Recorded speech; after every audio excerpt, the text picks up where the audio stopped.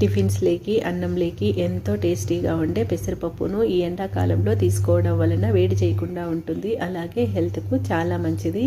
ఈ పప్పు తయారు చేయడానికి పెసరపప్పును ముందుగా దోరగా వేయించుకోవాలి. ఆ తర్వాత వాటర్లో ఒక 1 అవర్ నానబెట్టుకోవాలి. 1 అవర్ తర్వాత ప్రెషర్ కుక్కర్లోకి తీసుకొని తగినంత వాటరు, ఒక 5-6 పచ్చిమిరపకాయలు, కొద్దిగా ఆయిల్, పసుపు వేసుకొని 4 విజిల్స్ వచ్చే వరకు ఉడికించుకోవాలి. 4 విజిల్స్ వచ్చిన తర్వాత పప్పును మొత్తం పప్పు గుత్తితో స్మాష్ చేసుకోవాలి.